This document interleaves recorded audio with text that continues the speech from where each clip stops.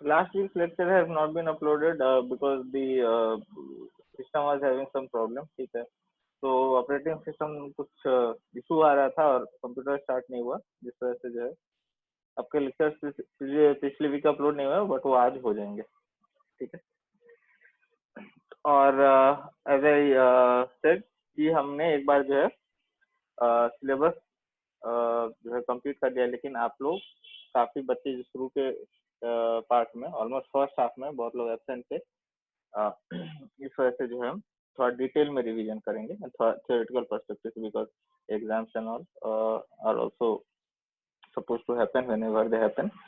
तो थोड़ा थ्योरी के ऊपर हम फोकस करेंगे जब हम रिवाइज कर रहे हैं, and then again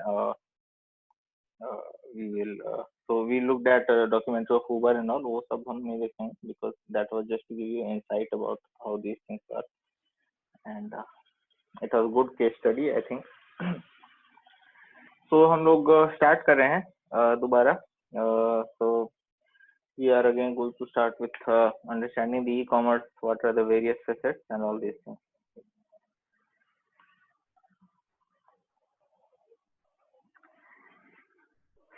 Students are joining.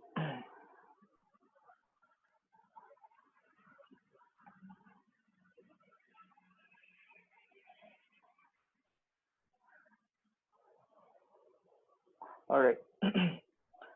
So in e commerce सबसे फर्स्ट एंड फॉरमोस्ट जो सबसे इम्पोर्टेंट चीज निकल के आती है कि उसको डिफाइन करना है ना, ई कॉमर्स क्या होता है, कैसे वो अलग है। So our focus here is e commerce, the use of internet, the world wide web and mobile apps and browser running on mobile devices and transact businesses, है ना। हमारा फोकस यहाँ पे क्या होगा, इंटरनेट, चाहे वो आप मोबाइल के ब्राउजर में चलाओ, चाहे तो आप कंप्यूटर के ब्राउजर में चलाओ, या तो आप मोबाइल ऐप में चलाओ, किसी भी तरीके से अगर आप डिजिटल मीडियम के थ्रू ट्रांजेक्शन कर रहे हैं, कोई परचेज कर रहे हैं, तो उससे रिलेटेड चीजों को हम ई कॉमर्स के अंतर्गत हम पढ़ेंगे। ठीक है, आगे देख रहे हैं, although the terms internet and web are often use interchangeably, they are actually two very different things, है ना।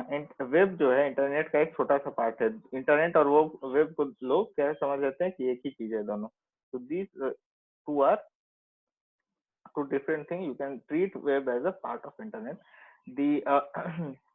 The internet is worldwide network of computer networks and the web is one of the internet's most popular service, है ना। Internet का सबसे popular service में web आता है ना, लेकिन इंटरनेट में सिर्फ वेब ही है ऐसा नहीं है। एनी हाउ हमारा जो ई कॉमर्स का कंटेक्स्ट है वो वेब से रिलेटेड है ज्यादा। Web is one of the internet's most popular service, providing access to billions of web pages, है ना। थ्रू वेब आप कई सारे वेब पेज जितने भी इंटरनेट पे आपका ब्राउजर अलाउ कर रहा है वो आप एक्सेस कर सकते हो। एन ऐप, जो ऐप एप्लीकेशन का शॉर्ट हैंड होता है, वो is a short hand for is a software application, है ना। The term is specifically used when referring to mobile application, है ना। जब हम ऐप की बात करते हैं मोस्टली, क्या रही इसका ऐप है इसका ऐप, तो हम मोस्टली मोबाइल के कंटेक्स्ट में बात करते हैं, लेकिन सॉफ्टवेयर डेस्कटॉप जो सॉफ्टवेयर है, खास करके जो लाइट वाले, जो बहुत हैवी सॉफ्टवेयर नहीं है, उसको भी हम ऐप की कैटेगरी में, एप्लीकेशन की कैटेगरी में हम देख सकते हैं। Although it is sometimes used to refer desktop computer applications as well, है ना। तो जैसे हम कह सकते हैं कि जूम का डेस्कटॉप भी ऐप आता है ना। डेस्कटॉप सॉफ्टवेयर से ज्यादा लिंगो में लोग क्या टर्म यूज करते हैं कि इसका डेस्कटॉप ऐप भी आता है, मोबाइल ऐप भी आता है। ठीक है, a mobile browser is a version of web browser software, web browser software accessed by a mobile device, है ना। मोबाइल ब्राउजर क्या होता है, वेब, जैसे वेब में क्रोम है, मोजिला है, and there are other several browsers, उसी तरीके से मोबाइल में भी ब्राउजर्स है, मोबाइल ब्राउजर में भी वही काम होता है, just at a scale down level. So more formally, we focus on digitally enabled commercial transaction between and among organizations and individual, है ना। इंडिविजुअल लोगों में, है ना, अलग अलग देशों के सिटीजन और ऑर्गेनाइजेशन है ना, कंपनी के बीच में जो ट्रांजेक्शन होता है उस पे हम फोकस करेंगे ज्यादातर ई कॉमर्स में। Each of these components of our working definition of e commerce is important, है ना। जो या तो अगर ये ट्रांजेक्शन मोबाइल के थ्रू हो रहा है या कंप्यूटर के थ्रू हो रहा है, ऑर्गेनाइजेशन एक ऑर्गेनाइजेशन से खरीद रहा है या इंडिविजुअल एक ऑर्गेनाइजेशन से खरीद रहा है ना, B2B B2C जो हम लोग आगे देखेंगे, कोई भी ये सारा चीज अगर डिजिटल मीडियम से हो रहा है तो ये हमारे जो स्कोप ऑफ लर्निंग है उसके अंदर में आता है ना। So for the most part, this means transaction that occur over the internet, the web and or mobile devices, सारी चीजें जो है हमारे ई कॉमर्स में आएंगे। Commercial transaction involve the exchange of value, example money across organization और individual boundaries in return of product or service, है ना। commercial transaction कोई भी होता है, कोई भी पैसा एक दूसरे इंसान को देता है not among friends or relative but from one person to another, one party to another party। कोई भी पैसा एक पार्टी से दूसरे पार्टी में तभी जाता है जब दूसरे पार्टी को उम्मीद होती है कि मुझे वहां से सर्विस मिलेगा या कोई प्रोडक्ट मैं खरीद रहा हूँ उसके लिए मैं दे रहा हूँ तो मुझे कोई दूसरी पार्टी से कोई प्रोडक्ट मिलेगा, है ना। Exchange of value is important in, ये एक्सचेंज ऑफ वैल्यू होता है कि आपको पैसा मिला और आपने अपने अपने यहाँ से जो प्रोडक्ट आपके पास है वो मुझे दिया। Exchange of value is important for understanding the limits of e-commerce. Without an exchange of value, no commerce। कोई भी कॉमर्शियल एक्टिविटी में वैल्यू का एक्सचेंज जरूरी है ना, किसी भी तरीके का, भले ही आप जो होता है आप कि आप पैसा अगर नहीं दे रहे हो तो मान लिया कि आपके पास कोई पुरानी बाइक है ना, किसी और के पास जो है दूसरे मॉडल की बाइक है और आप वहां पे जाते हो बोलते हो कि आप एक्सचेंज कर लेते हैं, आप मेरी बाइक यूज करो मैं आपकी बाइक यूज करूंगा, तो इसमें कोई फाइनेंशियल ट्रांजेक्शन नहीं हुआ, लेकिन यहाँ पे कॉमर्शियल एक्टिविटी वैल्यू का एक्सचेंज हुआ, आपने उसको वैल्यू दिया उसने आपको वैल्यू दिया, है ना। तो वो सारी चीजें, सारी की सारी चीजें जो है कॉमर्स के अंदर आती हैं और जब तक कोई वैल्यू एक्सचेंज नहीं होता है उसको हम कॉमर्शियल एक्टिविटी नहीं बोल सकते, है ना। दो दोस्त आपस में बात कर रहे हैं कि अरे तू मेरे से ये ले लेना मैं तेरे को ये कर दूंगा, ये कॉमर्शियल एक्टिविटी नहीं हुई। अगर पैसा लिया दिया गया तो ही वो कॉमर्शियल एक्टिविटी के अंदर में आएगा, ठीक है। अब ई कॉमर्स टेक्नोलॉजी के 8 यूनिक फीचर, 8 यूनिक चीजें जो ये ई कॉमर्स लेके आता है, जो कि ई कॉमर्स से पहले ट्रेडिशनल मार्केट में अवेलेबल नहीं था। वो सारी 8 चीजें क्या हैं जो ई कॉमर्स की वजह से ही एग्जिस्ट कर रही हैं या आई हैं कॉमर्शियल एनवायरनमेंट में। क्या है? Ubiquity, global reach, universal standard, social technology, personalisation, customisation, information density, interactivity और रिचनेस, है ना। तो एक एक करके सबको देखेंगे क्या होता है। सबसे पहले जो है बात करेंगे यूबिक्विटी की। यूबिक्विटी मतलब कहीं से भी आप किसी चीज को एक्सेस करते हो, यो यूबिक्विटी है उसमें। तो इन ट्रेडिशनल कॉमर्स, कहता है ट्रेडिशनल कॉमर्स में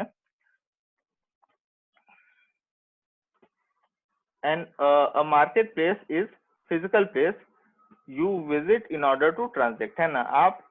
आपको कोई ट्रांजेक्शन करना है तो ट्रेडिशनली क्या करना होता था कि आपको मार्केट प्लेस जाना पड़ता होगा ना। कोई भी आता है कि अरे सब्जी लाना बाजार जाना है, ये गाड़ी खरीदनी है शोरूम जाना है, टीवी लेना है, फ्रिज लेना है, सबके लिए वहाँ शोरूम जाना है या शॉप जाना है।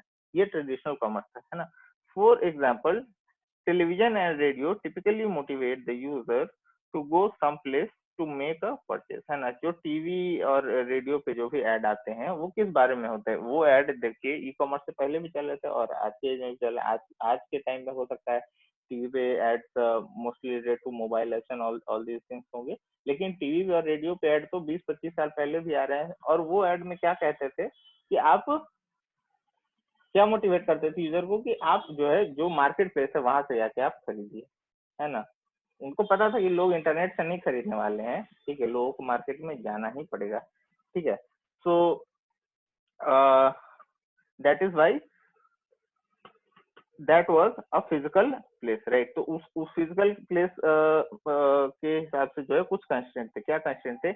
ई कॉमर्स इन और ई कॉमर्स उससे कैसे अलग है? So e commerce in contrast is characterised by its ubiquity, it is available just about everywhere at all the time, है ना। जैसे ट्रेडिशनल मार्केट में आपको मार्केट प्लेस जाना पड़ता था, है ना, हर चीज अवेलेबल नहीं है, ठीक है। अगर आप किराने की दुकान में हो तो आप वहां से कोई स्पोर्ट्स की चीज नहीं खरीद सकते हो, या आपको क्रिकेट का बैट चाहिए, फुटबॉल खरीदना है, आपको किराने की शॉप में तो मिलेगा नहीं। लेकिन आप थ्रू ई कॉमर्स, आप किराने की शॉप में हो या स्पोर्ट्स की शॉप में हो या आप किसी शॉप में नहीं हो, अपने घर पे हो, वहां से भी आप किराने का सामान और स्पोर्ट्स का सामान मंगवा सकते हो, है ना। This is something that comes with e commerce. You are no longer location dependent regarding what product you have to buy, right? So it liberates the market from being restricted to a physical space and makes it possible to shop from desktop, at home, at work, and even from your car using mobile e-commerce, है ना। तो कहता है कि ये जो limitation है कि आपको इस पर्टिकुलर लोकेशन पे, इस जगह में होना ही चाहिए अगर आपको ऐसा प्रोडक्ट लेना है तो, ठीक है, ये लिमिटेशन जो है ई कॉमर्स के आने की वजह से हट गई।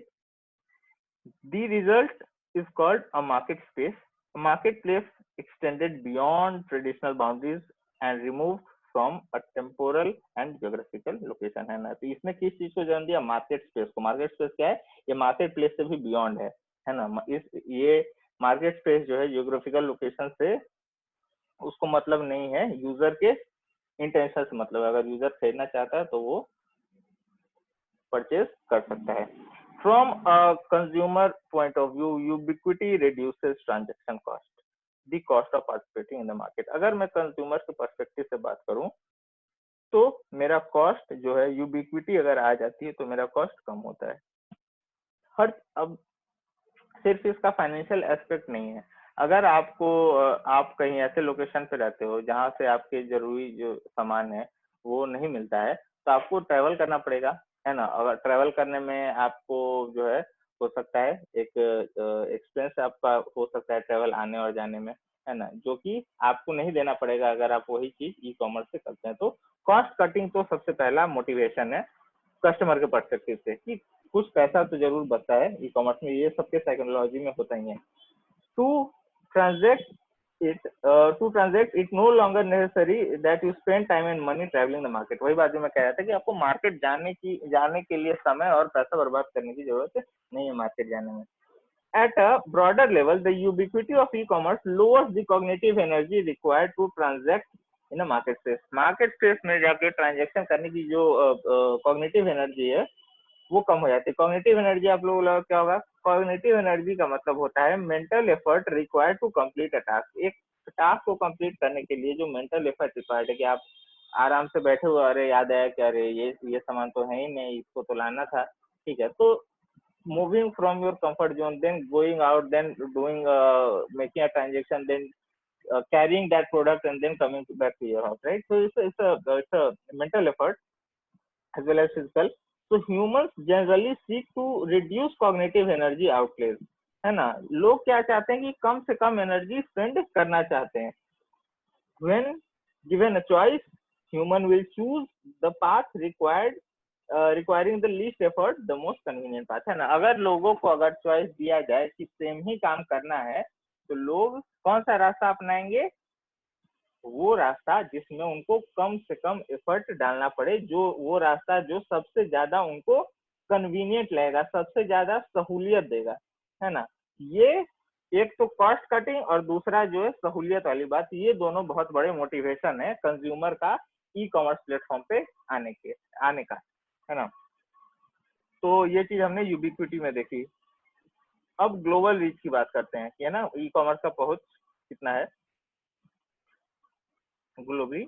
तो ई commerce technology permits commercial transaction to cross cultural, regional and national boundaries far more conveniently and cost effectively than in true traditional commerce, है ना। ट्रूली एक ट्रेडिशनल कॉमर्स में आपको बहुत सारी चीजों का ध्यान रखना पड़ता था। आपको जो दूसरे कंट्री में टैक्स लगेंगे, वहाँ के लॉस क्या है, वहाँ पे ये प्रोडक्ट लीगल है या लीगल है कि इलीगल है, वहाँ के कल्चर में, वहाँ पे कैसे लोग रहते हैं, ये सारी चीजें जो है आपको ध्यान में ट्रेडिशनल कॉमर्स में रखनी पड़ती थी। ई कॉमर्स में जो है सारी चीजें ज्यादा ऑर्गेनाइज्ड और आसान है। As a result, the potential market size of e-commerce merchant is roughly equal to the size of world online population, है ना। तो जितने लोग ऑनलाइन आते हैं, जितने लोग कंप्यूटर और मोबाइल फोन यूज कर सकते हैं विथ इंटरनेट कनेक्शन, वो सारे लोग पोटेंशियल कस्टमर हो सकते हैं, है ना। As a result the potential market size for e commerce merchant, है ना। एक कोई ई कॉमर्स मर्चेंट है, आप मान लिया कि आपने कोई बुक लिखी, है ना, आप लोगों को कोई टॉपिक पसंद है, आपने एक्सप्लोर किया, उसके बाद रिसर्च करके आपने एक बुक लिखी, तो वो बुक ऐसा नहीं कि सिर्फ इंडिया में ही कोई पढ़ सकता है। If you publish that book on Kindle, तो कोई भी इंसान ऑल ओवर द वर्ल्ड उसको वहां पे जाके bye paying in his currency obviously, वो आपका जो आपकी जो क्रिएटिव जो जो आपने एक प्रोडक्ट दिया वो उसको खरीद सकता है ना, just because of e commerce and it's global reach. More realistically, the internet makes it much easier for startup e-commerce merchants within a single country to achieve a national audience than was ever possible in the past, है ना। Startup अगर कोई छोटी company start हो रही है ना, कोई स्टार्टअप है, तो उसके लिए चीजें जो है इंटरनेट काफी आसान कर देता है क्योंकि उसके पास नेशनल ऑडियंस नहीं, उसके पास अब ग्लोबल ऑडियंस है ना। तो पहले अगर आप जो है एक लिमिटेड ज्योग्राफिकल स्पेस में सोच रहे थे कि इंडिया का पॉपुलेशन इतना है तो यहाँ पे कैसे लो, लेकिन अब क्या है, पूरे वर्ल्ड के पॉपुलेशन के हिसाब से सोच सकते हो कि अगर जो यहाँ के लोगों की जरूरत है वो दूसरे कंट्री के लोगों की भी जरूरत हो सकती है, ठीक है। In contrast the most traditional commerce is local और regional, it involve local merchants और national merchants with local outlet, है ना। अगर ट्रेडिशनल कॉमर्स की अगर बात करें तो ज्यादातर लोकल और रीजनल लेवल पे होती है ना, जो for example if you look at FMCG product, right, take for example detergent powder, तो यहाँ पे जैसे यहाँ जितने ब्रांड है, घड़ी है, टेक फॉर एग्जांपल निरमा है, जितने भी यहाँ के ब्रांड है, वो आप ऑस्ट्रेलिया जाओगे, बेल्जियम जाओगे, वहां पे आपको वो ब्रांड नहीं मिले, क्योंकि वो जिस टाइम पे स्टार्ट हुए वहां पे क्या है, उनका उनका माइंडसेट और सब कुछ क्या हो गया, लोकल एक कंट्री लेवल पे ही रह गया, ठीक है। But in the places where internet was booming like US and all, वहां के जो ब्रांड्स हैं, एरियल, टाइड वगैरह आप देखते हो, वो ग्लोबल हो गए, वो यहाँ पे आ गए, है ना। तो कहने का मतलब है कि पहले जो ट्रेडिशनल कॉमर्स हो रहा था, और इनका इनका जो है एक लिमिटेशन था, जो ट्रेडिशनली, मतलब एक तो डिस्ट्रीब्यूशन में लिमिटेशन है ही कि आपने यहाँ बनाया तो आप एक कंट्री से दूसरे कंट्री उतना आप सोचना नहीं चाहते हो कि वो लोग खरीदें कि नहीं खरीदेंगे प्रोडक्ट। और आपका जो टैक्स का लॉ है और इंफॉर्मेशन भी है, जैसे कि अभी आप इंडिया में हो, इंडिया में कोई कंपनी लॉन्च होती है, तो यूएस के ऑडियंस से डायरेक्टली वहां पे फेसबुक ऐड चलाइए आप, या फिर यूट्यूब या कहीं पे भी आप ऐड चलाइए, तो वहां के ऑडियंस को आप टारगेट करके एक ऐड दिखा सकते हो जो सिर्फ उसी पार्टिकुलर, ना सिर्फ कंट्री बल्कि एक पार्टिकुलर जिप कोड में ही वो ऐड चलेगा, और वहीं के लोग उस पार्टिकुलर लिंक से वो प्रोडक्ट खरीद सकते हैं। बट ट्रेडिशनली ऐसा पॉसिबल नहीं था, जो भी था वो आपको अपने लोकल मार्केट, आपको अपने लोकल ऑडियंस के लिए ही करना था। आप न्यूज़पेपर अगर आपका है, आपका कुछ भी है, तो आप किसको केटर करोगे, अपने लोकल ऑडियंस को सबसे पहले आप केटर करोगे। In contrast, most traditional commerce is local or regional. It involves local merchants or national merchants with local outlets. Television, radio station, and newspaper, for instance, are primarily local and regional institutions with limited but powerful national network that can attract a national audience, है ना। तो जो TV हुआ या radio हुआ या फिर जो न्यूज़पेपर हुआ, वो क्या है, लोकल इंस्टीट्यूशन की तरह है, जिनका नेटवर्क तो बहुत पावरफुल है, लेकिन वो नेशनल ऑडियंस तक ही अपनी बात को रख सकता है। In contrast to e-commerce technology, these older commerce technology do not easily cross national boundaries to a global audience, है ना। आपका प्रोडक्ट कोई लॉन्च हुआ है ना, उस प्रोडक्ट का आपने ऐड डाला पटना के न्यूज़पेपर में, है ना, और आप चाहते हो कि कोई जो है इंग्लैंड में या फिर ऑस्ट्रेलिया में या फिर कनाडा या अमेरिका में उस चीज को जान पाए, तो ऐसा तो संभव नहीं है। अगर आपने यहाँ के टीवी में, यहाँ के चैनल पे, यहाँ के न्यूज़पेपर में ऐड डाला, तो उस इंसान तक बात कैसे जाएगी, अनटिल कोई बहुत सेंसेशनल बात हो, इन विच केस वहाँ की मीडिया इसको कवर करेगी, है ना। लेकिन अगर आपका एक कॉमर्शियल कोई प्रोडक्ट है, तो उसका इंफॉर्मेशन वहां तक नहीं जाएगा अगर आप अपने लोकल लेवल के जो मीडियम्स है वहां पे आप उसको पब्लिश करते हो, है ना। ई कॉमर्स में ऐसा नहीं होता। ई कॉमर्स आपको वाइड रेंज ऑफ ऑडियंस का एक्सेस आपको देता है। यूनिवर्सल स्टैंडर्ड, है ना। यूनिवर्सल स्टैंडर्ड कैसे ई कॉमर्स के साथ आया है ना, और क्या होता है देखते हैं। So it says one strikingly unusual feature of e-commerce technology is that the technical standards of the internet and therefore the technical standards for conducting e-commerce are universal standard. They are shared by all nations around the world, है ना। कोई भी website जो है, अगर आप मैंने India में बनाई, अगर आप उसको ई कॉमर्स वेबसाइट या कैसे भी वेबसाइट, आप उसको ऑस्ट्रेलिया में देखो, इंग्लैंड में देखो, बेल्जियम में देखो, इटली में देखो, कहीं पे भी देखो, आपको वेबसाइट वैसी की वैसी ही दिखती है ना। Which is there in contrast with other forms of media, है ना। कैसे? In contrast most traditional commerce technology differ from one nation to another, है ना। ट्रेडिशनल मीडिया एक कंट्री से दूसरे कंट्री में बहुत अलग होती है। For instance television radio standard differ around the world as does cellphone technology, है ना। तो टेलीविजन, अगर मैं टेलीविजन और न्यूज़पेपर रेडियो की बात करूं, तो जैसे जैसे इंडिया में जो प्रेस का फ्रीडम है, वैसा ही अमेरिका में भी हो, है ना। जिस चीज के बारे में, अब फॉर एग्जांपल अमेरिका में वीड, जिसको गांजा बोलते हैं हिंदी में, वहां पे वो लीगलाइज है कई सारे स्टेट्स में, अमेरिका के कुछ स्टेट में। तो वहां पे न्यूज़पेपर में ऐड छप सकता है, वहां पे अमेरिका, वहां पे टीवी में हो सकता है, उस एरिया में आ सकता है वो ऐड। लेकिन वो अगर इंडिया में ऐड करेगा तो इलीगल हो जाएगा, और इंडियन गवर्नमेंट उस पर एक्शन भी लेगी, अमेरिका में जाके एक्शन ले सकती है।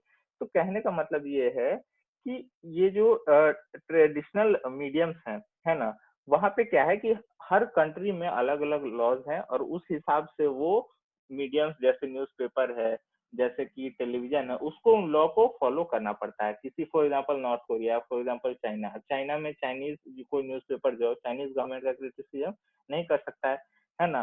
तो वहां पे एक तरीका रिस्ट्रिक्शन है। लेकिन अगर मैंने वेबसाइट कोई बनाई, है ना, एक ई कॉमर्स वेबसाइट बनाया, और वो वेबसाइट जो है एक्सेस करने को अलाउड है ना, कि आप जैसे चाइना, फॉर एग्जांपल चाइना में तो बहुत सारी चीजें जो है बैंड है, but if I talk about other countries, अगर वहां पे वो वेबसाइट अलाउड है, तो जो वेबसाइट इंडिया में दिखेगा, जो वेबसाइट वो सिंगापुर में दिखेगा, वही वो वेबसाइट चीन में दिखेगा, रशिया में दिखेगा, अमेरिका में दिखेगा, है ना। लेकिन अगर मैं ट्रेडिशनल मीडिया की बात करूं, अगर कोई इंसिडेंट होता है ना, फॉर एग्जांपल कोई पुल, कोई ब्रिज टूट जाता है, तो हो सकता है इंडिया की मीडिया उसको अलग तरीके से कवर करे, अमेरिका की मीडिया अलग तरीके से करे, रशिया की मीडिया अलग तरीके से, ना कोई इस पे ब्लेम डालेगा, कोई उस पे ब्लेम डालेगा, है ना। लेकिन ई कॉमर्स के साथ ऐसा नहीं है। आपने जो क्रिएट किया उसके साथ एक स्टैंडर्ड रहता है, वो हर जगह सिमिलर दिखता है लोगों को। सेम डिटेल जो इंडिया में दिखेगा, वही उस प्रोडक्ट के बारे में डिटेल रशिया में भी दिखेगा, वही डिटेल अमेरिका में भी दिखेगा, अगर सेम वेब पेज है तो। For instance, so यहाँ तक हमने कर दिया, the universal technical standards of e-commerce greatly lower market entry cost. The cost merchants must pay just to bring their good to the market, है ना। इससे क्या होता है, कॉस्ट भी कम आ जाता है ना। हो सकता है अमेरिका में एडवर्टाइजमेंट, टीवी एडवर्टाइजमेंट कॉस्ट जाता होगा, रशिया में कम होगा, सिंगापुर में बहुत महंगा होगा, हो सकता है ना। लेकिन अगर मैंने वेबसाइट बनाया और उसको एक्सेस करने के लिए अमेरिका वाला क्या पैसा लगा रहा है, अमेरिका में इंटरनेट का क्या रेट है, रशिया में क्या रेट है, सिंगापुर में क्या रेट है, मेरे को इससे कोई फर्क नहीं पड़ता। मैंने वेबसाइट बनाया तो मेरा जो होस्टिंग प्लान है, मुझे तो सिर्फ उसी से मतलब है ना। तो कहता है कि एक एंट्री कॉस्ट को तो बहुत लोअर कर देता है, और उसके बाद जो है कहीं से भी आपका कॉमर्स, आपका ऑडियंस आपकी वेबसाइट तक पहुंच रहा है, उसके लिए आपको कोई एक्स्ट्रा एडिशनल कोई कह सकते हैं कि प्राइस नहीं पे करना पड़ता है उसके लिए। The merchant must pay just to bring the goods to the market, है ना। आपको प्रोडक्ट उस लोकेशन में अवेलेबल रखना है, और आपका वेबसाइट वहां पे बैंड नहीं होना चाहिए, बस, है ना। और कोई दिक्कत नहीं होगी आपको। At the same time for consumers universal standard reduce search cost, effort required to find suitable product, है ना। इससे सर्च कॉस्ट भी रिड्यूस हो जाता है ऑडियंस के लिए। ऑडियंस जो है अदरवाइज टीवी में जो अगर एक प्रोडक्ट में ऐड आता है, एक प्रोडक्ट का ऐड आता है, तो ही उनको उसके बारे में पता चलता है, या न्यूज़पेपर में आता है तो। अदरवाइज वो before internet, before e commerce, वो उस प्रोडक्ट के बारे में जान ही नहीं पाएंगे। So and creating a single one word market space where prices and product descriptions can be inexpensively displayed for all to see price discovery becomes simpler, faster and more accurate, है ना। तो लोगों को प्राइस डिस्कवरी की एक product खरीदना मेरे आजकल प्राइस सेंसिटिविटी इतनी है, अमेजोन खुद ही अपना प्रोडक्ट जो है बाकी सिमिलर प्रोडक्ट से आप लोग देखोगे तो कंपेयर करके बताता है कि अगर आप ये लेते हो तो इससे सस्ता मॉडल ये है, उसमें ये फीचर नहीं है, इससे महंगा ये है, उसमें आपको ये चीज प्रीमियम एडिशनल मिलेगा, सो ऑन एंड सो फोर्थ है। तो प्राइस को लेकर ट्रांसपेरेंसी वगैरह जो है ई कॉमर्स के साथ ज्यादा है। Users, both businesses and individuals, also experience network externalities between that arise because everyone uses the same technology, है ना। तो हर कोई क्योंकि सेम टेक्नोलॉजी यूज कर रहा है, तो देयर इज चाहे तो बिजनेस हो या तो इंडिविजुअल हो, तो there is a network externality, कोई बेनिफिट है वो सबको ही मिल रहा है।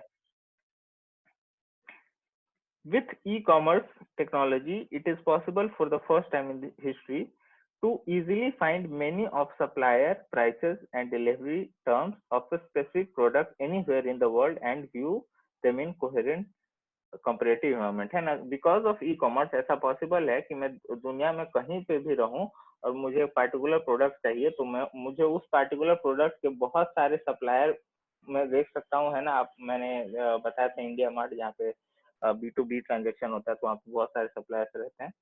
तो सप्लायर्स कौन सा सप्लायर कितने प्राइस में देता है ना, कितना उसके यहाँ से मिनिमम परचेज करना पड़ेगा मुझे, फोन है, सो फोर्थ डिलीवरी का टर्म्स क्या है ना, कितना मेरा शिपिंग कॉस्ट लगेगा, शिपिंग कॉस्ट फ्री है, so on and so forth. ये चीज because of e commerce technology for the first time in the history it has been possible, है ना।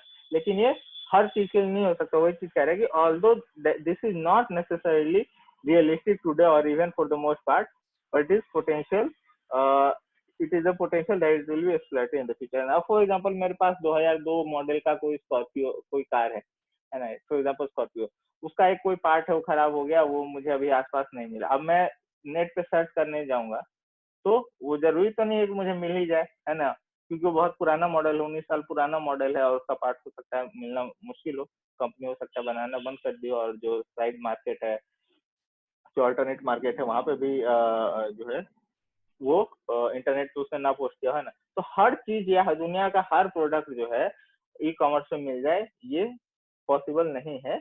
लेकिन क्योंकि जो है मार्केट धीरे धीरे सेचुरेट हो रहा है ना, अब पहले अलीबाबा जैसा कोई वो नहीं था, प्लेटफॉर्म नहीं था जहाँ पे कि एक कंट्री से दूसरे कंट्री पे 40-45 दिन में सामान जा रहा है, लेकिन अब है। तो धीरे धीरे जो है जितने भी स्कोप पॉसिबल हैं कॉमर्स के, वो सब जगह ई कॉमर्स जा रहा है। इस वजह से फ्यूचर में, भविष्य में ये पॉसिबल है कि आप जो है एक ही जगह पे रह के जितने भी आपके सप्लायर से सबका प्राइस आप कंपेयर कर लो, है ना।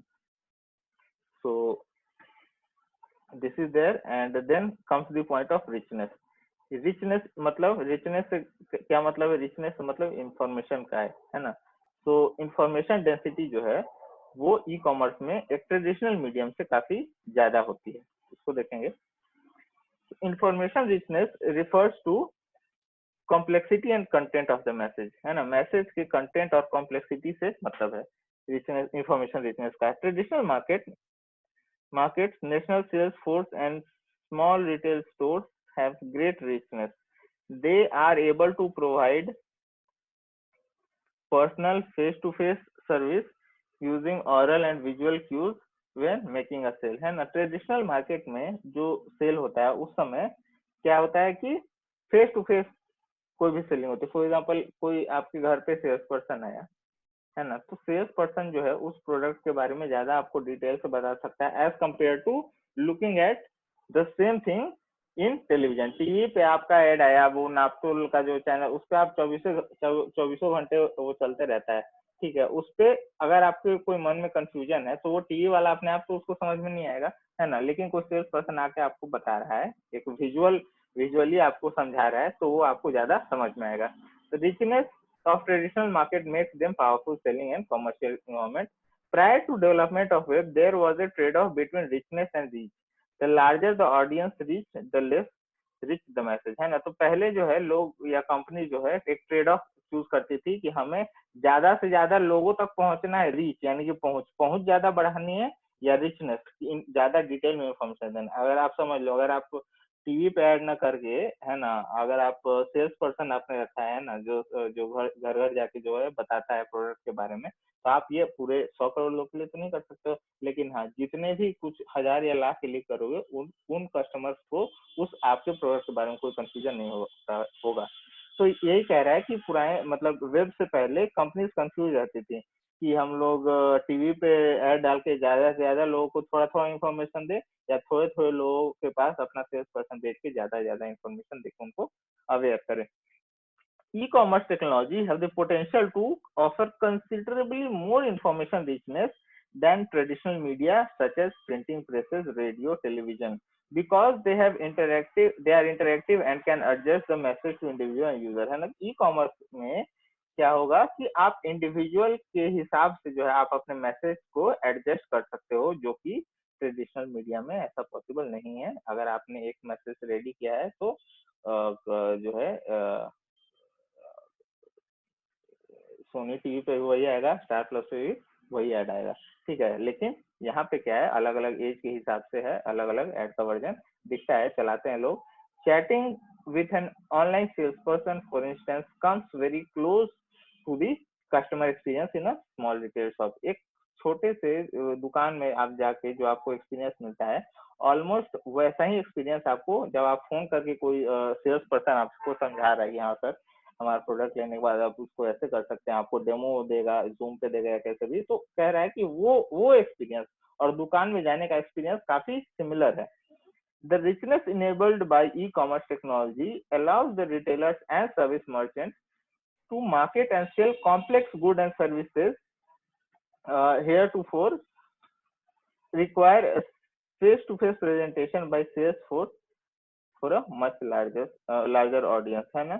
तो कह रहा है कि जो ज्यादा कॉम्प्लेक्स गुड है उस उस उसमें जो इंफॉर्मेशन जिस लेवल की चाहिए वो ई कॉमर्स टेक्नोलॉजी अलाउ करता है कि आइदर थ्रू आप जो हमारा वेबसाइट है उसके थ्रू आप करिए, या फिर जो है हमारे जो रिप्रेजेंटेटिव है उनसे आप face to face presentation either on video call और ऑन ऑडियो कॉल किसी भी तरीके से आप उनसे समझ सकते हो। ये ई कॉमर्स टेक्नोलॉजी जो है वो अलाउ करती है, ठीक है। और इसी लिंक में आगे बढ़ते हुए अगला पॉइंट क्या आता है, ई कॉमर्स का इंटरएक्टिविटी, है ना। इंटरएक्टिविटी ई कॉमर्स में ज्यादा है as compare to normal commerce में। Unlike any of the commercial technology of 20th century, with the possible exception of telephone, e-commerce technology allow for interactivity, meaning they enable two-way communication between merchant and consumer among consumers, है ना। तो कह रहा है कि अगर 20वीं century के सारे इन्वेंशंस की तरफ हम देखें और टेलीफोन की का जो इन्वेंशन है उसको अगर उस टेक्नोलॉजी को अगर हटा दिया जाए, है ना, क्योंकि उसमें दो लोग बराबर एक दूसरे को रिस्पॉन्ड करते रहते हैं, उस चीज को अगर हटा दें तो ई कॉमर्स जो है सबसे ज्यादा इंटरेक्टिव टेक्नोलॉजी है जो उस टाइम से आई है ना। Because it is enabling two way conversation. अगर ट्रेडिशनल मीडिया में टीवी चला है तो आप देख के उसका क्या रिएक्शन है, वो ऐड चलाने वाले को नहीं पता चलेगा वो ऐड उससे, लेकिन ई कॉमर्स अलाउ करता है ना। आपको एक खास तरीके के ऐड से आपको सोशल मीडिया कहीं पे दिखता है, फिर आप वहां से जाके खरीदते हो, आप खरीद के फिर आप उसको रिव्यू देते हो, वो रिव्यू पढ़ के वो फिर आपसे आंसर देता है, आप उसका वो देख के फिर, तो कह रहा है कि कई बार कस्टमर और मर्चेंट और कस्टमर में कई कन्वर्सेशन चलते रहते हैं, है ना। ये अलाउ करता है e commerce. So traditional television, for instance, cannot ask viewers to enter into conversation with them or request that customer information be entered into a form, है ना। टीवी के थ्रू जो है, जो टीवी पे ऐड डाला है, वही बात जो मैं अभी कह रहा था, वो ऐड चलवाने वाला व्यूअर को जो है किसी कन्वर्सेशन किसी बातचीत में नहीं उसको इन्वॉल्व कर सकता है, या फिर उसको टीवी पे नहीं बोल सकता कि ये लीजिए फॉर्म, टीवी पे मैंने फॉर्म दिखा दिया, इसको भर दीजिए। टीवी पे तो नहीं भर सकते आप फॉर्म, ठीक है। तो लेकिन ई कॉमर्स में ऐसा संभव है कि आप बिना प्रोडक्ट रेडी किए हुए सिर्फ एक फॉर्म ही जो है स्पॉन्सर्ड फॉर्म का लिंक ही चल जाए, और जो लोग अगर इंटरेस्टेड होंगे उस प्रोडक्ट में तो वो फॉर्म भर देंगे, जिससे कि जो है प्रोडक्ट बनने से पहले ही बनाने से पहले ही जो प्रोडक्ट का मर्चेंट है उसको पता चल जाए कि इस प्रोडक्ट में इस प्रोडक्ट के लिए मार्केट में डिमांड है कि नहीं, है ना। So in contrast, all of these activities are possible on an e-commerce site and now commonplace with smartphone, social network and Twitter, है ना। तो ये सारी चीजें जो है ई कॉमर्स के साथ संभव है, और ट्विटर और फेसबुक और इन सारी चीजों पे जो है बहुत नॉर्मल सी बात है। तो commonplace activity interactivity allows an online merchant to engage a consumer in ways similar to face-to-face experience। अच्छा अच्छा, अभी I got confuse between consumer customer. Customer और कंज्यूमर में बहुत अंतर होता है, ठीक है। कंज्यूमर वो होता है जो प्रोडक्ट को यूज करने वाला है लास्ट में, एंड कस्टमर वो होता है जो पैसा देता है उस प्रोडक्ट खरीदने के लिए, राइट। तो for example there is let's say baby care product है ना, जॉनसन एंड जॉनसन का बेबी पाउडर। तो खरीदने वाला तो 8 महीने का बच्चा नहीं हो सकता, वो तो उसके पेरेंट्स से खरीद रहे हैं, और पेरेंट्स खरीद के खुद भी यूज नहीं करने वाले हैं। तो जब पेरेंट्स खरीद रहे हैं वो प्रोडक्ट तो वो कस्टमर होंगे, लेकिन कंज्यूमर जो है वो बच्चा होगा, ठीक है।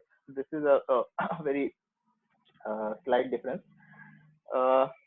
So where was I? Interactivity allows an online merchant to engage a consumer in ways similar to a face to face experience, है ना। जैसे जैसे अमेजोन का एक रिप्रेजेंटेटिव आपके घर में आके जैसे आपसे इंटरेक्ट कर सकता है, वही चीज वो ई कॉमर्स या डिजिटल मीडियम से ऑनलाइन के थ्रू भी वो सारी बातें आपको बता सकता है।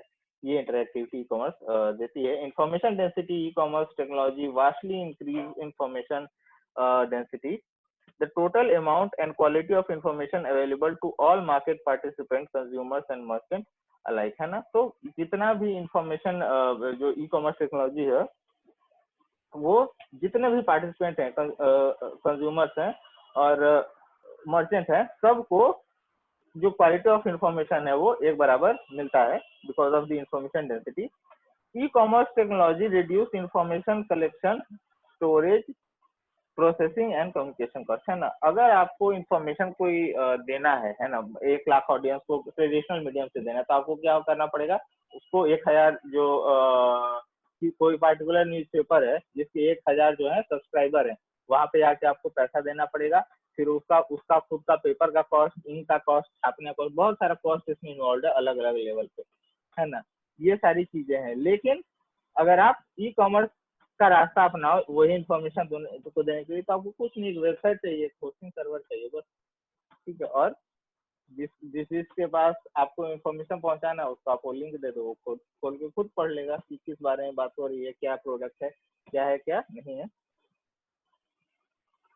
At the same time, these technologies greatly increase the currency, accuracy, timeliness of information, making information more useful and important as then ever, है ना। कोई चीज के बारे में इंफॉर्मेशन छपा है न्यूज़पेपर 5 साल पहले, तो आप वो पढ़ के फॉर श्योर आप नहीं बोल सकते कि इसमें कोई इम्प्रूवमेंट हुआ होगा, है ना। फॉर एग्जांपल आप अपने घर में अगर 5 साल में पुराना न्यूज़पेपर हो, तो उस समय के आप मोबाइल फोन के वहां पे अगर एड छपा है तो आप देखो, है ना। या फिर कोई कार या बाइक का जो छपा है, तो जो टेक्नोलॉजी पे उस समय वो प्रोडक्ट बना, आपको पता ही नहीं। अगर ई कॉमर्स प्लेटफॉर्म या इंटरनेट या ये सारी चीजें, तो आप फॉर श्योर बोल ही नहीं सकते हो कि इसका एक अपग्रेडेड वर्जन दिया आया है, इसका एक अपग्रेडेड मॉडल आया है, इस फोन में जो प्रोसेसर है उसके बाद भी जो है क्वालकॉम ने एक नया प्रोसेसर बनाया उस पे, और उस प्रोसेसर पे बेस्ड और सारे फोन आए हैं, वो आपको नहीं कभी पता चलेगा। लेकिन ई कॉमर्स में ऐसा नहीं होता है। जो टाइमलीनेस है, जो इंफॉर्मेशन का एक्यूरेसी है ना, उस समय बोल सकता है कि it is world fastest processor is there in this phone, लेकिन वर्ल्ड फास्टेस्ट प्रोसेसर वो 2015 में था, 2021 में वो वर्ल्ड फास्टेस्ट हो ऐसा तो जरूरी नहीं है।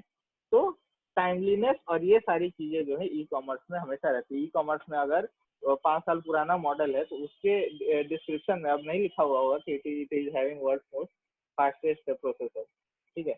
So these things are there. As a result, information becomes plentiful, less expensive, and higher quality.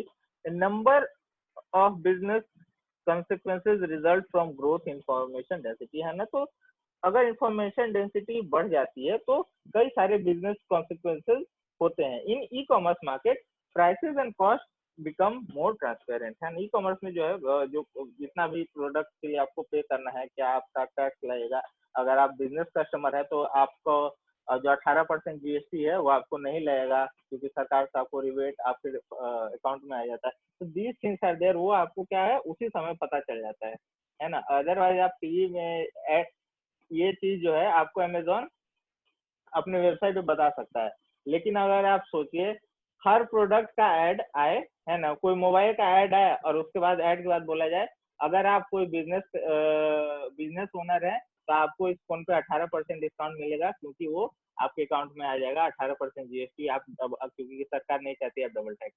Her add के बाद ये मैसेज देना पड़ेगा कि नहीं देना पड़ेगा, और ये पॉसिबल नहीं है ना। लेकिन ई कॉमर्स में ऐसा पॉसिबल है कि आप हर वेब पेज के नीचे मैसेज स्टार करके लिख दो कि if you are a business owner, you pay GST, then this much discount will be there for you, because you will get 18% refund from government after paying your GST.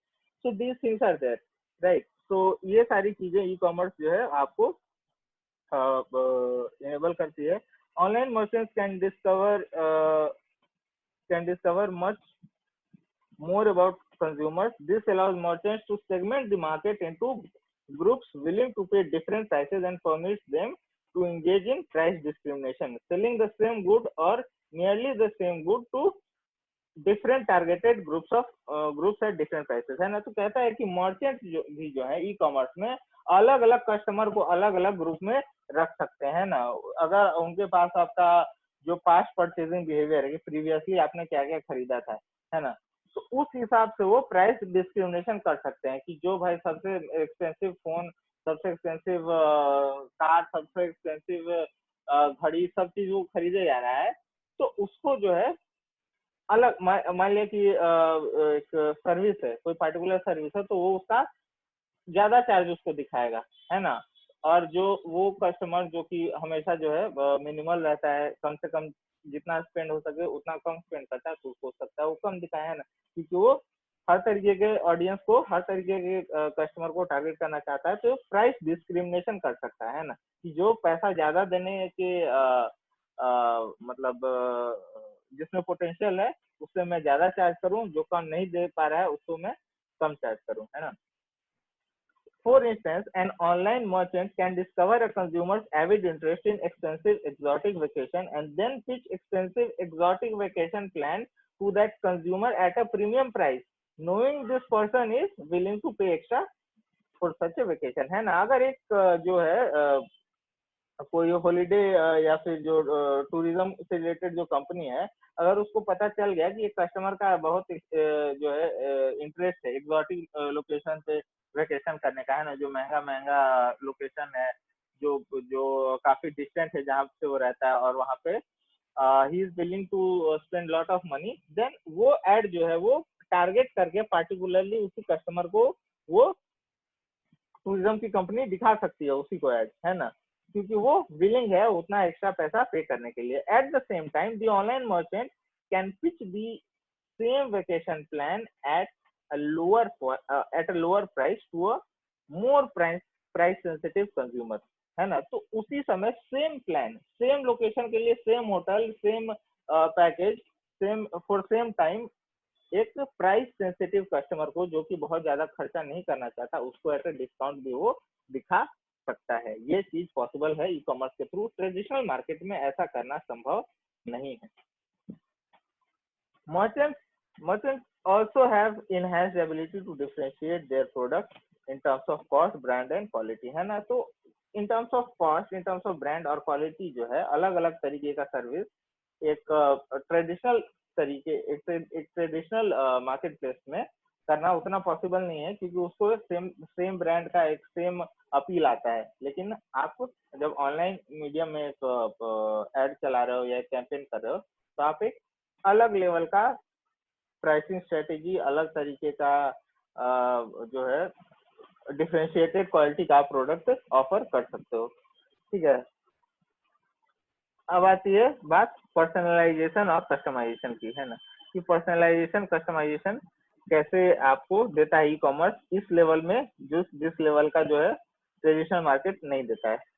E commerce technology permit personalisation merchants can target their marketing message to specific individual by addressing a message to a person's name, interest and past purchases, है ना। तो एक इंसान के पास purchase, उसके interest और उसके नाम के हिसाब से एक स्पेसिफिक मैसेज जो है आपको जा सकता है, इधर थ्रू बल्क मेल, जैसे आप लोग को बल्क मेल आता होगा तो कई बार आपका नाम मेंशन होगा कि डियर दिस फलाना is looks like you might be interested in this product है ना। तो ऐसा पर्सनल मैसेज जो है ट्रेडिशनल मीडिया में नहीं है ना। हर लोग जो अलग लोग जो टीवी चैनल देख रहे हैं उनको ऐड वाला ये नहीं बोला है कि अरे आपका नाम ये है, आपके लिए मैसेज, ऐसा संभव नहीं है, ठीक है। Today, this is achieved by few milliseconds and followed by an advertisement based on consumer profile, है ना। इसके आज के टाइम पे मेलचिम्प या बहुत सारे ऐसे सर्विस हैं जो इस तरीके का आपको कन्वीनियंस देते हैं कि अगर आप इस कस्टमर जो या फिर जो आपका लीड है उसको आप उसके नाम से एक मेल करना चाहते हो कि dear this we are having this product so on and so forth, ये संभव है। The technology also permits customization, changing the delivered product or service based on users preference और prior behavior, है ना। कस्टमाइजेशन करना और ये सारी चीजें जो है आपको इनेबल करता है e commerce. Given the interactive nature of e-commerce technology, much information about the consumer can be gathered in the marketplace at the moment of purchase, है ना। परचेज करते टाइम काफी सारा इंफॉर्मेशन, जैसे कि वो कहाँ पे रहता है, उसकी क्रेडिट कार्ड का जो परचेज हिस्ट्री है, उसने इससे पहले क्या क्या किए हैं, क्योंकि ये सारे मेल जो है वो ईमेल पे आते रहते हैं and it is possible to get at least the profile of the person you are targeting, है ना। तो प्रीवियस परचेज और ये सारे बिहेवियर को देख के एक कस्टमाइज वर्जन ऑफ प्रोडक्ट उसको डिलीवर करना संभव है।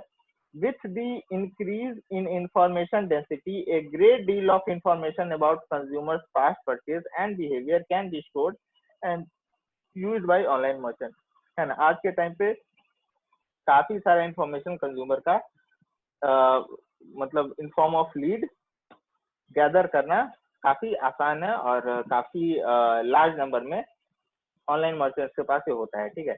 The result is a level of personalization and customization unthinkable with traditional commerce technology, है ना। इस चीज के पॉसिबल होने के बाद, आपका नाम और ये सारी चीजें होने के बाद जो है एक बहुत हाई लेवल, एक अगर ट्रेडिशनल कॉमर्स के परस्पेक्टिव से बात की जाए तो एक अनथिंकेबल लेवल का जो है कस्टमाइजेशन पॉसिबल है। So, for instance, you may be able to shape what you see on television by selecting a channel, but you cannot change the content of channel that you have chosen, है ना। आप जो है क्या देखना चाहते हो टीवी पे, या आप कैसे कर सकते हो चैनल बदल के, है ना, कि इस चैनल पे बेकार चीज आ रहा है, रिमोट लाओ, दूसरा चैनल, अगला चैनल लगा। आप चैनल तो चेंज कर सकते हो, लेकिन उस पार्टिकुलर चैनल पे क्या चल रहा है वो तो आप चेंज नहीं कर सकते हो। In contrast, the online version of Financial Times allows you to select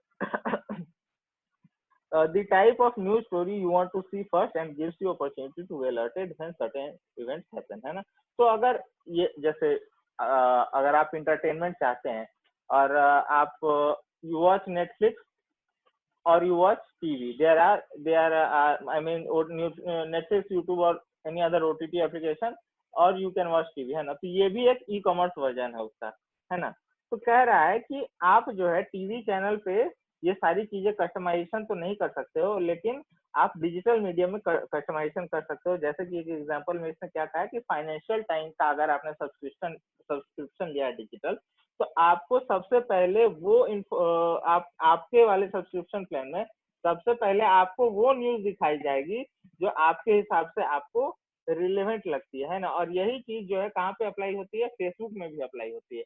आप लोग ध्यान दोगे कि फेसबुक में जब आप लॉग इन करके अपना वो खोलते हो, आपके टाइमलाइन में सबसे जो टॉप में पोस्ट आता है, बंद करके दोबारा जब आप ऐप खोलोगे तो जो सबसे पहला पोस्ट आता है वो नहीं होता जो सबसे रिसेंटली हुआ हो या सबसे पुराना हो, वो उस हिसाब से आपको अरेंज करके दिखाता है जो आपकी इंफॉर्मेशन के जो आपका प्रोफाइल है, जिस तरीके के पोस्ट में आप इंगेज करते हो, जिस तरीके के पोस्ट पे आप लाइक करते हो, कमेंट करते हो या शेयर करते हो, या जो लिंक आप खोलते हो उसी से रिलेटेड अगर आप ध्यान दोगे तो अभी भी आप ऐप खोलोगे तो आप देखोगे कि शुरू के जो पहले 2 या 3 ऐसे ही पोस्ट होंगे जो कि आपके इंटरेस्ट प्रोफाइल से मैच करते हैं। वो पोस्ट टाइम के हिसाब से नहीं अरेंज किए हुए हैं, वो पोस्ट आपके इंटरेस्ट के हिसाब से अरेंज किए गए हैं। ठीक है, तो अगर ऐसा होता है कि कई बार आप ऐप खोलो और शुरू के टॉप 3 में से एक भी न्यूज लिंक या आर्टिकल लिंक या ब्लॉग लिंक आपने नहीं ओपन किया, तो फिर फेसबुक जो है वो समझ आया कि इस यूजर के प्रोफाइल को पढ़ने में हमसे गड़बड़ी हो रही है ना। तो कहने का मतलब कि इस तरीके का पर्सनलाइजेशन जो है आपको डिजिटल मीडियम में, डिजिटल स्पेस में मिलता है, लेकिन जो है ट्रेडिशनल मीडिया में इस तरीके का चीज पॉसिबल नहीं है ना। Personalization and customization allows firms to precisely identify market segment and adjust their message accordingly, है ना। तो पर्सनलाइजेशन के कारण जो है कंपनी मतलब एडजस्ट कर सकती है अलग मार्केट सेगमेंट, मतलब अलग इनकम वाले ग्रुप, अलग जेंडर, अलग जो है लोकेशन, है ना, कि कहीं पे इस तरीके का लैंग्वेज बोला जाता है, कहीं पे इस तरीके, तो उस हिसाब सेम वर्ड का यहाँ पे अलग मतलब होता है, वहाँ पे अलग मतलब होता है। तो ये वर्ड यहाँ पे यूज कर सकते हैं, लेकिन वहाँ पे हो सकता है दूसरी जगह कुछ ऑफेंसिव मतलब हो, तो उस हिसाब से वो कस्टमाइज करके चला सकते हैं, है ना। तो ये जो था दीज थिंग्स एडवांटेजेस। इसके बाद जो है सोशल टेक्नोलॉजी, और ये इसके आगे जो है हम नेक्स्ट क्लास में बात करते हैं।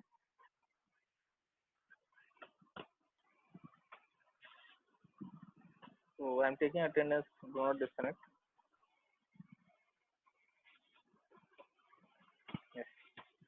तो बाकी जो इसके बिजनेस सिग्निफिकेंस है, ये सारे यूनिक फीचर के ई कॉमर्स के, तो हम नेक्स्ट क्लास में देखेंगे।